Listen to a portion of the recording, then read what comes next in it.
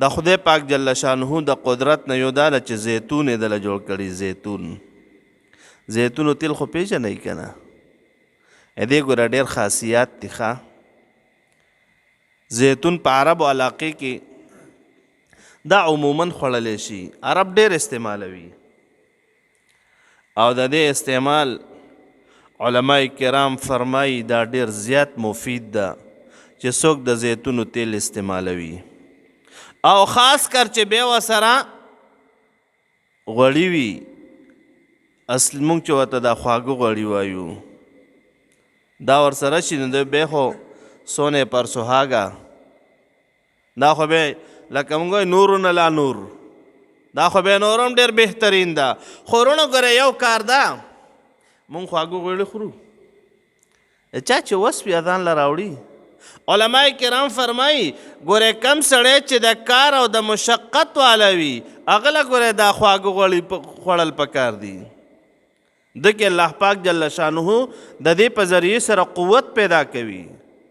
او کم سړی چې ناست وي 24 ګنټې، لکه الحمدلله مونږ هر وخت بس کټونه مو وشلول، د ده دپاره دا استعمال ګوره مضر ده ښه، دا ولا نقصان ده ده چې څوک کم سړی کار روزګار نه کوي او ټوله ورځ ناست وي، د دپاره خوږ غوړی خوړل دا ګورې ضرر نه خالی نه ده. علماء کرام فرمایي د دې انسان اعصاب کمزوري کوي بیا دا غوړي چې کم کار روزګار نه کوي، هر وخت ناست وي، نو د دپاره دا خوړل ګورې بیا نه دي پکار، دا صحت ته تکلیف رسوي. او د زیتونو تیل هغه چې کم سړی خوري یا کمه زنانه، علماء کرام فرمایي د دې انسان دا کم بدن کې رطوبات وي نو هغه والا څه کوي صفا کوي او رګونه یې پې صفا کېږي. ډېر بهترین شی ده. قرآن شریف کې الله پاک جل شانه بیان کړی ده د زیتونو په باره کې څومره صفا وي اعلی. نو لہذا کم سړی چې د زیتونو تیل استعمالوي د دې انسان اعصاب به مضبوطیږي، رطوبات په بدن کې ختمیږي او رګونه به صفا کیږي. دا نعمت چا جوړ کړی ده؟ الله جل شانه جوړ کړی ده. او خدای پاک جل شانه فرمایي والرمان، اناران مې دله ګوره پیدا کړي دي. انار پیژنو که نه موږ ټول الحمدلله. مشتبه و غیر متشابه، بعد داسې وي چې یو بل سره میلاو وي، بعد داسې وي چې یو قسم وي بل قسم وي، یو سور رنګ وي، بعد انار داسې وي سپین وي، سپین لکه دا شین غوندې ته رنګ ته مایلوي. دا بعد وګورئ هغه چې مات کې نو خوږه دانه وي، بعد چې مات کې هغه تروه دانه وي. رونو دا د چا قدرت ده؟ دا د الله جل شانه قدرت ده. او خدای پاک جل شانه فرمایي انظروا الى ثمره اذا اثمر، تاسو وګورئ د دې میوو طرف ته کله چې دا بوټی میوه نیسي نو حیران بشي چې خدای پاکه دا څنګه میوه ونیوله. وینعه، او د هغې پخوالي ته چې پخیږي څنګه. دا رونو د الله پاک جل شانه د قدرت نه علاوه ګورئ بل څه نشي. سم د موږ چې دا خبرې کوو که نه، بعضې ساده لو خلک پې خفه شوي دا وایي دا وایي. هلکه دا خو د قرآن شریف بیان ده. قسم ده که موږ د ځان نه څه وایو ښه، او خدای پاک ته هغه وخت نه راولي چې موږ د ځان نه څه وایو. نه، موږ ته چې خدای پاک جل شانه کم بیان کړی ده او د هغه مهربان پیغمبر صلی الله علیه وسلم کم بیان رسولی ده هغه به موږ وایو. موږ کې څه قدرت ده؟ موږ کې څه قدرت ته چې ځان نه خبره وکړو؟ نه، قرآن شریف کې او احادیث مبارکو کې چې کم بیان موږ ته شوی ده هغه به خود رسوو. الله پاک جل شانه ذکر کړ یوه دا ده چې الله پاک جل شانه د سبا رڼا سبا اوشلوي د هغې نه رڼا راوباسي، یعنی شپه تیره شي او سبا ترې نه راوباسي. او خدای پاک جل شانه شپه د آرام او د سکون دپاره ګرځولې ده. او نمر او سپوږمۍ د حساب د پاره او دا ټول د هغه ذات کار د چې هغه غالبه ذات ته او پویه ذات ته. او بل علامه دا ده د قدرت، الله پاک جل شانه فرمایي چې تاسو د پاره مې دا ستوري ګرځولي دي د پاره د دې چې تاسو په دې باندې سمه لاره ومومئ. کو هغه د خشکې په تیارو کې وي او کو د سمندر په تیارو کې وي، او دا د پاره د دې د آیاتونه بیانو چې هغه قوم پې پوه شي چې هغه خو پوهېږي که نه. او بل علامه د قدرت د الله پاک جل شانه دا ده چې الله پاک جل شانه فرمایي تاسو مې د یو نفس نه پیدا کړی یئ، جناب حضرت آدم علیه السلام نه، او هغه مې د خاورې نه پیدا کړی ده، او تاسو دپاره مې یو مستقر جوړ کړی ده او بل مستودع. د دې معنی مونږ بیګا کړي وې که نه. خو دا دپاره د دې بیانو د آیاتونه د هغې چې دپاره د دې چې هغه قوم چې هغوی خو سمج لري نو هغوی به ترېنه سمج واخلي او د خدای پاک جل شانه د وحدانیت اقرار به وکړي. او بل علامه چې دې آیت مبارک کې الله پاک جل شانه د خپل قدرت ذکر کوي نو هغه دا ده الله پاک جل شانه فرمایي چې موږ د اسمان نه اوبه نازلې کو، باران، او بیا د هغې په ذریعې سره مونږ راوباسو هر قسمه نبات. هغه د دې اوبو په ذریعې سره مونږ هر قسمه بوټي راوباسو او بیا ترېنه دا دانې راوباسو د هغې په ذریعې سره حبا متراکبه، او نخرج منه حبا فاخرجنا منه خضرا، بیا د هغې نه مونږ شنه بوټي راوباسو. دانې ونمنې که نه، ناتیغې وشلیږي د هغې نه شین دغه تیغې راووځي. او بیا په هغې کې الله پاک جل شانه فرمایي نخرج منه حبا متراکبه، بیا مونږ دانې راوباسو د یو بل لپاسه سوري وي. تاسو ټول لکه مونږ زمیندار خلک یو که نه، د غنم زونډی چې وګورې نو یو دانه د یو بل لپاسه وي که نه، زونډی چې وګورې یا وږی چې وګورې د یو بل لپاسه سور وي. دا څوک کوي رونو؟ دا الله جل شانه کوي. او بل الله پاک جل شانه فرمایي دغه شانتې نور شیان د کجورو نه چې د اوبو په ذریعې سره مونږ هغه کجورې را وباسو، د هغې دپاره به هغې نه بیا داسې خوشې راویداندې شي. خوشې تاسو للي داسې سره سره وږي وي ښه، او بیا د هغې نه د انګورو د کجورې هغه کجورې ترېنه راوباسي، داسې اویزاندې وي هغه غوشې ترېنه څه وي راویزاندې وي. بیا رونو دا څوک کوي؟ دا الله جل شانه کوي. او نور باغونه چې هغه د انګورو ده،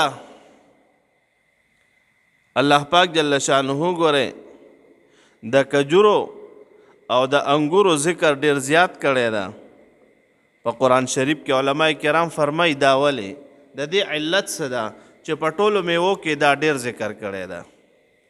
او وجه دا ده چې کجوري ګوره ډیر کالونه پاتې کیږي. کالونه څه معنا؟ رویشو کوه صفا ځای کې کېده کجوری نه خرابېږي ښه، صفا پروت وي نو بیا نه خرابېږي ډېره زمانه.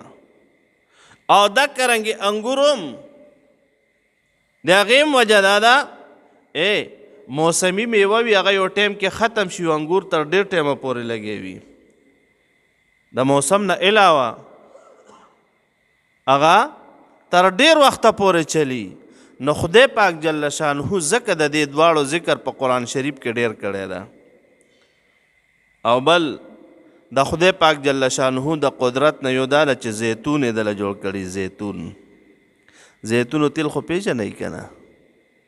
دې ګوره ډېر خاصیات دي ښه. زیتون په عربو علاقې کې دا عموماً خوړلی شي، عرب ډېر استعمالوي او د دې استعمال علماء کرام فرمایي دا ډېر زیات مفید ده چې څوک د زیتونو تیل استعمالوي او خاص کر چې بیا ورسره غوړي وي. اصل مونږ چې ورته دا خواږه غوړي وایو دا ورسره شي نو د بیا خو سونے پر سهاگا دا خو به لکه مونږ وایو نورون لا نور، دا خو به نورم ډېر بهترین ده. خو وروڼو ګوره یو کار ده، مونږ خواږه غوړي خورو، چا چې وس وي اذان له راوړي. علماء کرام فرمایي ګوره کم سړی چې د کار او د مشقت والا وي هغه له ګوره دا خواږه غوړي خوړل پکار دي. دکې الله پاک جل شانه د دې په ذریعې سره قوت پیدا کوي. او کم سړی چې ناس وي 24 غنټې لکه الحمدلله مونږ هر وخت بس کټونه مو وشلول، د ده دپاره دا استعمال ګوره مضر ده ښه، دا ولا نقصان ده ده چې څوک کم سړی کار روزګار نه کوي او ټوله ورځ ناس وي د دپاره خوږ غوړی خوړل دا ګوره ضرر نه خالی نه ده. علماء کرام فرمایي د دې انسان اعصاب کمزوري کوي بیا دا غوړي چې کم کار روزګار نه کوي هر وخت ناس وي نو د دې لپاره دا خوړل ګوره بیا نه دي پکار، دا صحت ته تکلیف رسوي.